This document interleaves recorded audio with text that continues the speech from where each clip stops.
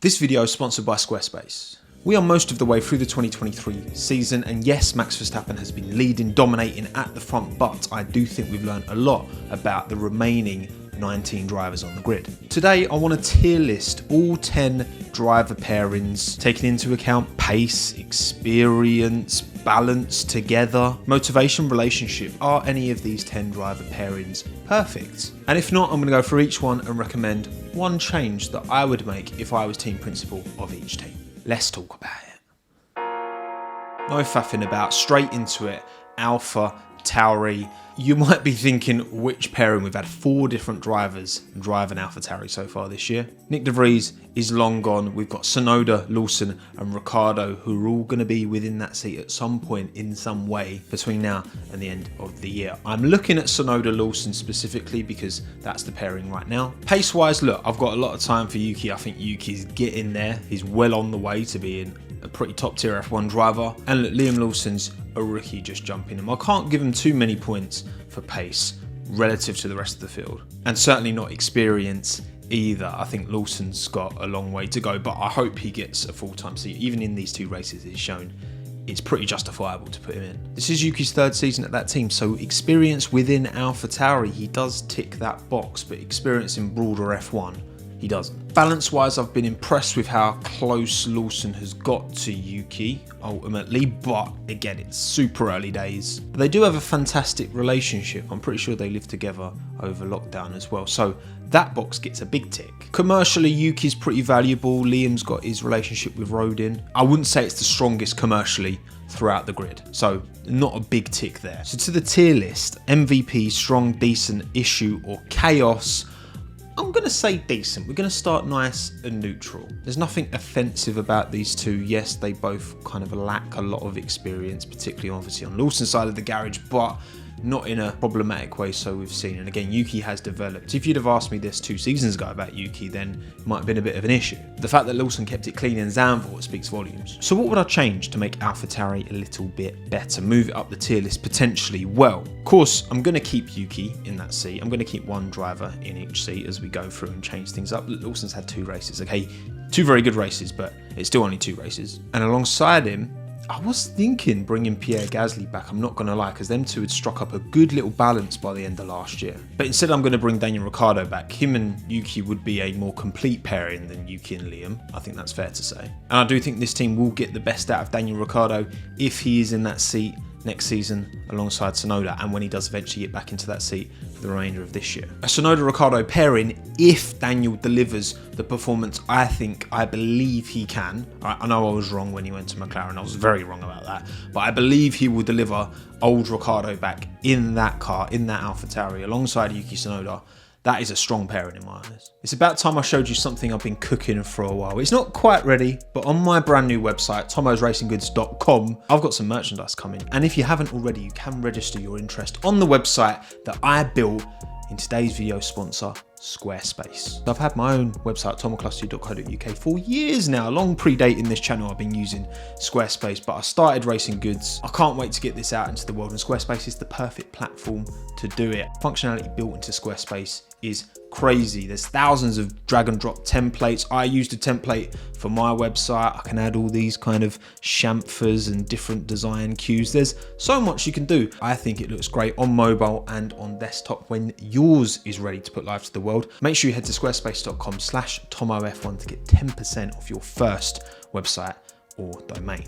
Thanks to Squarespace for sponsoring, and make sure you follow Tommo's Racing Goods on Instagram and go to tommosracinggoods.com, register for email correspondence, and you will be kept up to date. Launch coming soon. Alfa Romeo, Zhou Guanyu, Valtteri Bottas. Obviously, this car has been a bit of an awful romance, so it is hard to really measure, especially given how close Bottas was to Lewis, at least in qualifying pace, beat Lewis 30% of the time. That's not an insignificant number. Yet it's come into Alfa Romeo and been quicker than Zhou, but not by a huge amount. And considering the golf and experience, I've been a bit disappointed by Valtteri. Zhou's doing well in his 2nd year. Again, it's difficult in that kind of car to really show your worth, and he's doing okay. He's had his moments, but I've certainly not been blown away. The balance though between the 2, again, Valtteri's had the edge, but it's pretty well balanced. these dogs stop barking. Their relationship seems really strong as well. It does feel like Valtteri's taken Joe under his arm a bit and helped him through, which again could account for why Joe is doing so well. Has Valtteri stepped up and been a real team player here?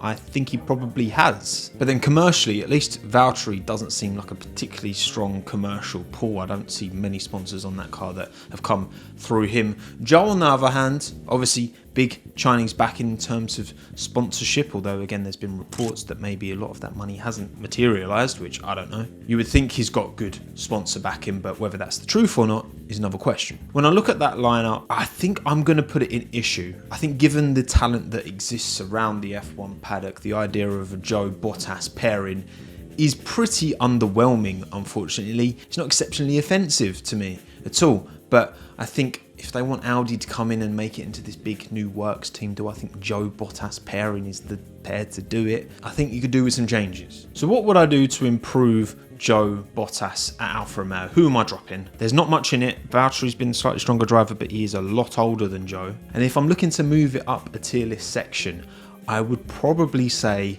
Joe out, Perez in. Him and Bottas, I think, would be very close. An absolute wealth of experience, brings very good financial backing, as well does Checo, which seems to still be, even though Audi haven't fully taken over yet, still be a bit of a contentious point at that Sauber team. They still want the cash. Perez Bottas is not a super crazy exciting pairing, but it is at least a decent pairing, if not a strong one on their day. Them two working together, I think that would bring loads of value to that team.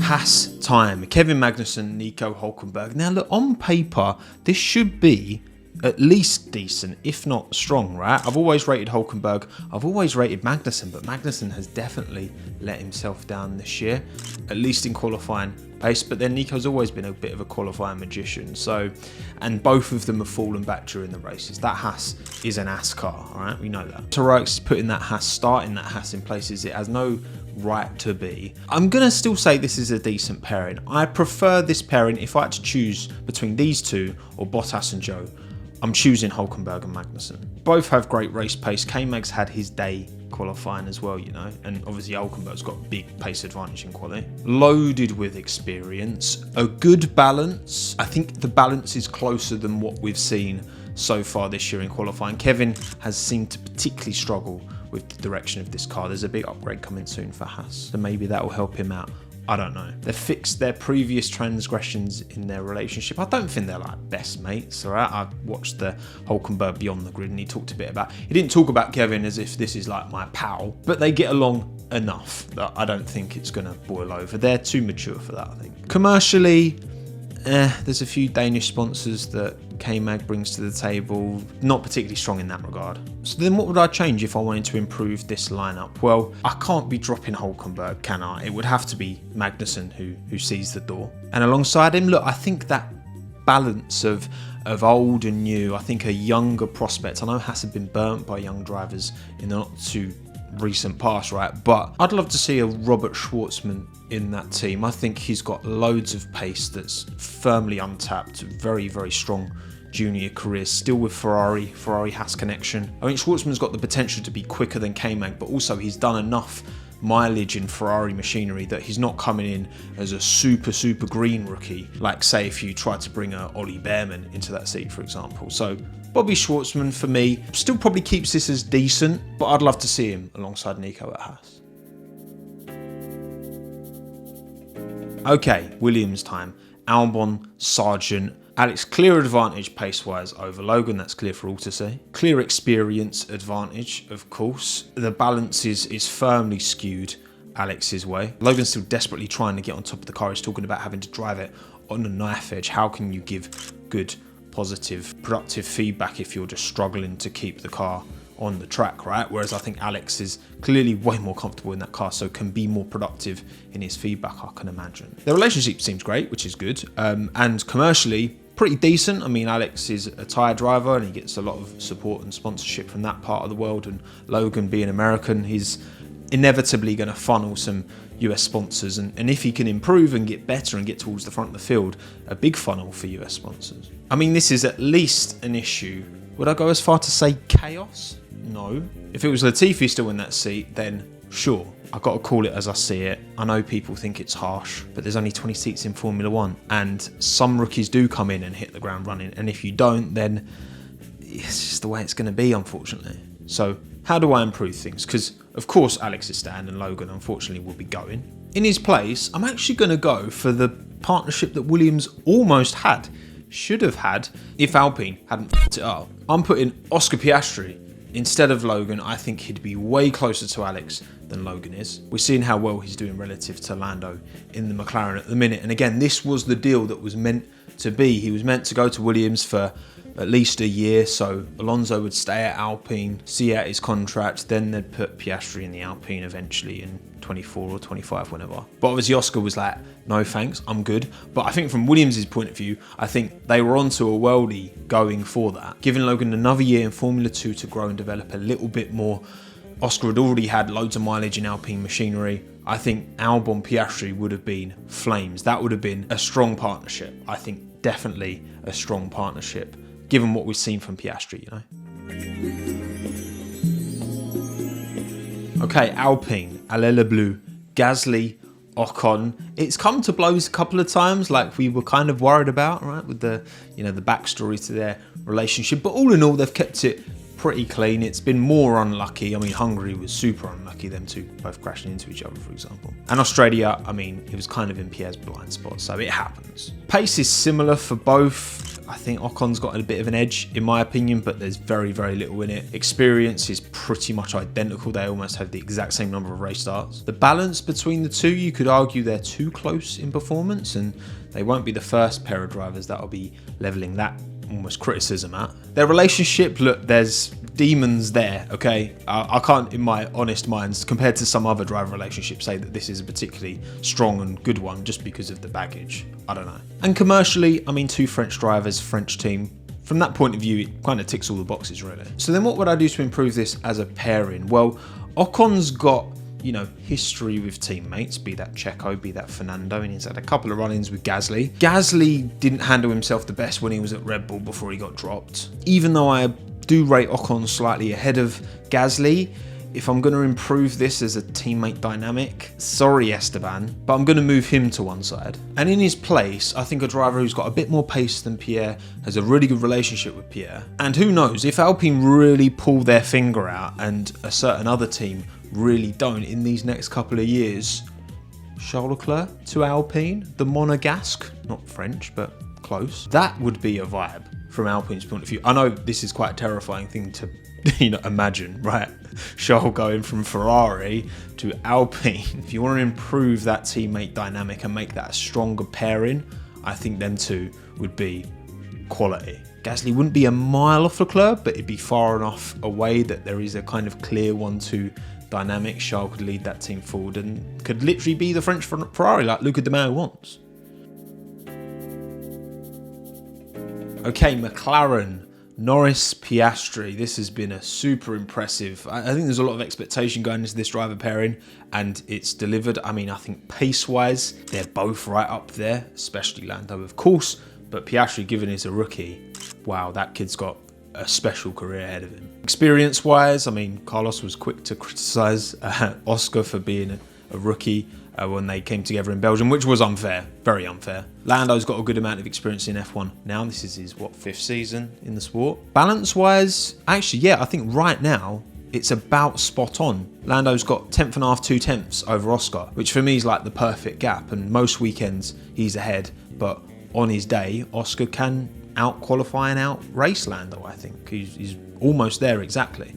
The question there is, Oscar's only going to keep getting better and keep getting that gap closer. So right now it's fine, but got a title challenging car next season and Oscar continues to improve, then not so sure. Relationship-wise, these two are super chill. I've got no worries about their relationship. And then commercially, I mean, Lando is an absolute goldmine. Of course, Oscar, not so much, but I think I'm starting to see more of Oscar's character come out, and I like to think that the sponsors will come because the talent is tied to your commercial viability. Not all the time, but most of the time I like to think.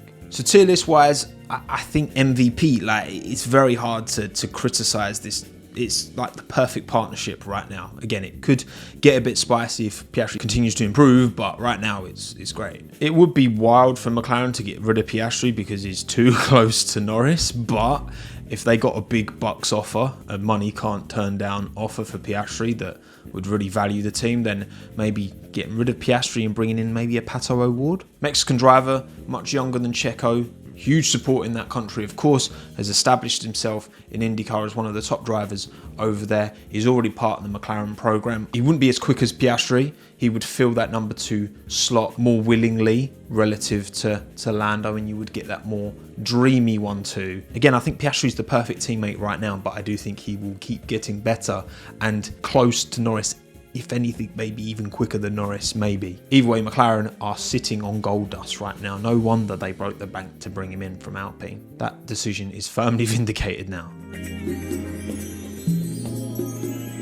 Next, let's talk about Ferrari. Charles Leclerc, Carlos Sainz. Pace-wise, Charles is right up there. Carlos is just behind him. He's definitely not on pace quicker than Leclerc, as quick as Leclerc, but he's not far off. Experience-wise, both of them steeped with experience now.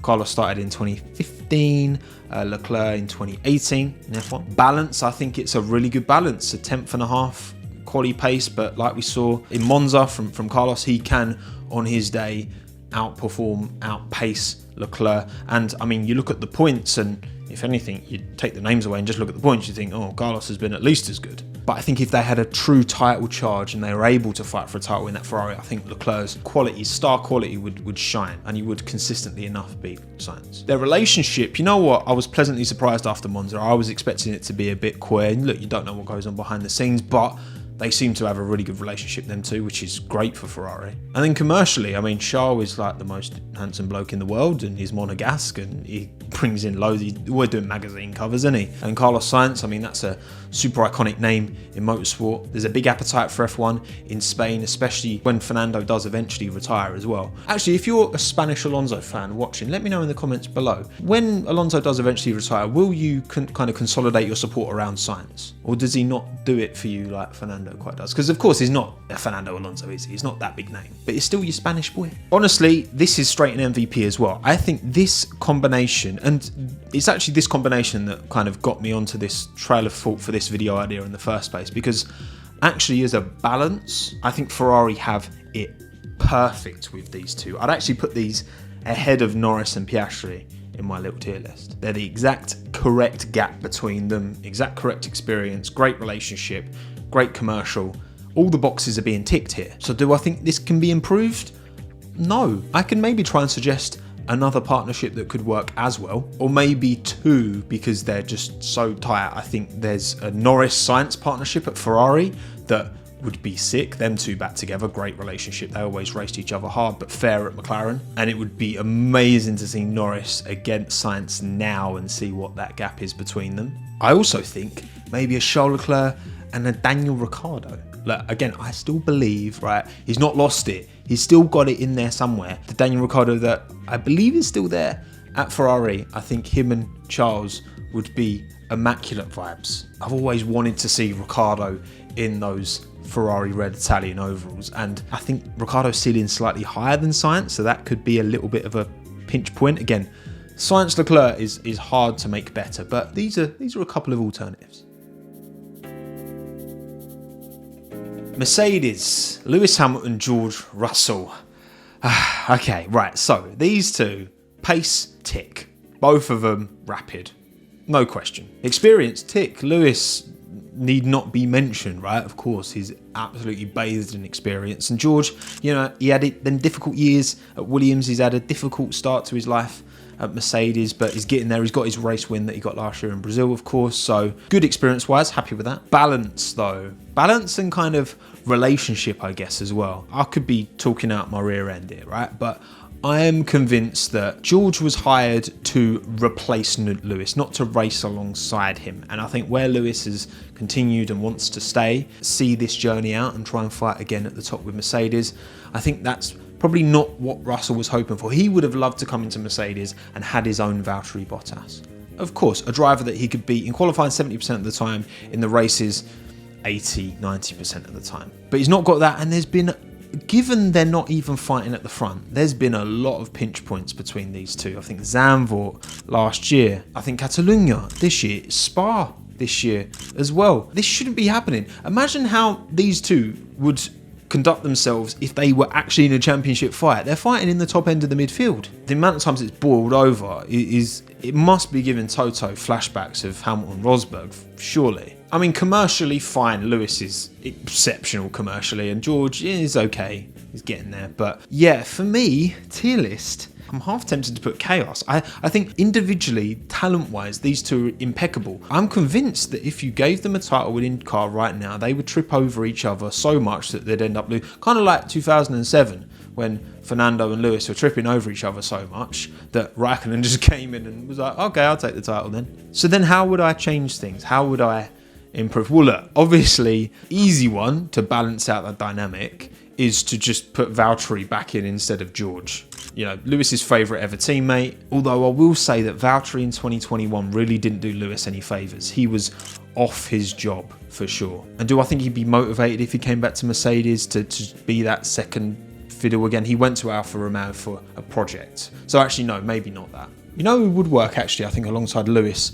I think Oscar Piastri, actually. He's got that rookiness and respect, I think, for Lewis, and would gradually improve and get to a good level where by the time Lewis does retire, he could take the reins. But also, I don't think he would trip over Lewis and I feel like George sometimes, I could be wrong here, but I feel like he maybe feels this need to prove himself within that team and not give concessions to Lewis. Not that he's obliged to at all, right? Of course he's not. He's got to take care of number one, but I think he goes too far. And this is where we often see these issues. And in my opinion, more often than not, when they are kind of coming together, it does seem to be George being the maybe slight aggressor. So Piastri, Hamilton would work. If it was Lewis to go, then, I mean, Russell Albon, this has been talked about a lot. Fantastic relationship between these two. Alex is a bit older and a bit less proven. I think they'd be closer than people think, actually. I think Alex would be closer to George, but I think their relationship's so strong, I think they could keep it clean. I'm still not fully convinced by George in the same way that I'm super convinced by, you know, obviously Verstappen, more younger drivers, Norris, Leclerc. Even though Russell battered Norris in F2, but I don't know, it's just, I'm not quite getting there yet. But Russell Albon would work really well for me. That balance would be way stronger. Aston Martin, Fernando Alonso, Lance Stroll. Pace, we've got opposite extremes. Experience, they're both pretty experienced. Even Lance, this is like his 7th year in F1, and obviously Fernando is the most experienced of anyone ever. Balance is far too big of a gap. We've talked about gaps being too small up to this point. This gap is not too small. This is an Albon Sargent-esque gap. Relationship seems, I mean, Fernando is kind of patting Lance's ego quite a bit, but we all know probably why, because he knows who his boss is. Commercial, obviously, Fernando's huge, and Lance is commercially viable in a whole different way because he is part of the furniture, because his dad owns Aston Martin. Even just to win a Drivers' Championship, you know, it doesn't feel like Lance is going to ever be anywhere near to give any backup at all to Fernando, like a Sainz would be able to Leclerc, for example, or a Piastri could to Norris. Lance is out the door. I think alongside Fernando, you need a driver that I think Fernando would respect, you know, a driver that he would see himself in a bit. I think Fernando and Max would be fantastic, but there's no way Max is leaving Red Bull for Aston Martin. That's just not going to happen. Maybe in the distant future, you know, a Vettel-esque signing, an Alonso-esque signing when Max is in his 30s. Maybe I could see that then. But no, I think a driver who Fernando has a lot of time for, who I actually think would have a bit of a better balance in terms of how he conducts himself with Fernando instead of Lewis. I'm saying Fernando and George. Fernando would eventually be retiring. It'd be a similar kind of dynamic because, you know, George is looking to become that number one driver. But I just feel like, from what I've seen with these two interacting, I remember back in Austria when George was still in his Williams and he was on for a point and Fernando was chasing him down in the Alpine, and afterwards was like, he felt bad for George because he knew how much of a big deal that point would have been to him. I've seen a good amount of love there, and I think George Russell would be a big upgrade on Lance Stroll, and that would be a great little dynamic. That would be decent, I think. So then we come to Red Bull Racing. Max Verstappen, Sergio Perez. This partnership is decent. The gap is too big between them.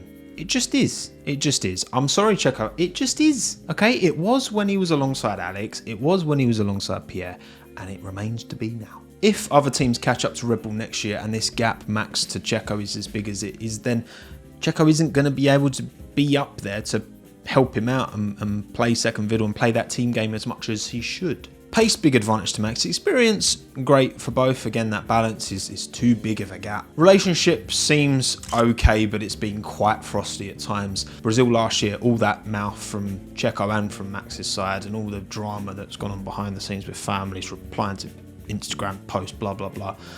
You can't tell me that this is like a great relationship. But then commercially, I mean, it's about perfect, isn't it? Max is the biggest driver in F1 right now and has huge support, and Checo has huge support. Those boxes are ticked right, but fundamentally, to create a more balanced relationship where Max is still on top, he's still number one, but the second driver there can deal with it. Look, there's obviously a lot of talk at the minute about Daniel Ricciardo going back to Red Bull. For me, that ticks more boxes overall than Max and Checo, in my opinion. But that is predicated on Daniel being as good as I think he would be. Whereas we know the level Checo is at the moment, relative to Max again. It's all relative. However, one driver who I do think would be closer to Max, especially in qualifying, because that does seem to be the main thing. It's qualifying. It's the gap in qualifying that's putting Checo way down the field relative to Max, and he's having to come back through the field and can't have these clean races. I think Nico Hülkenberg, him and Max would be a great little combination. They've got a really good relationship as far as I'm aware anyway. He is quicker than Sergio over a lap. You could argue Checo's the quicker race driver, and they were teammates at Force India, and there were years that Checo did comfortably do the do, but I see Nico Hülkenberg right now as a super safe pair of hands, and I think he would close that deficit to Max. Not by too much, it would still be a good few tenths, but at the moment it's 4 or 5 tenths, and I think just closing that gap a little bit would be enough for Hülkenberg to get his elbows out and bolster that Red Bull and still keep Max as a clear number one, which I think is the right way of doing things. What's a banging little driver pairing that would just work in every way, shape or form? Let me know in the comments below. Drop a like on this video if you enjoyed it. Thank you again to Squarespace for sponsoring this video. My name's Tommo. Thanks again. Have a good one. Ta-da.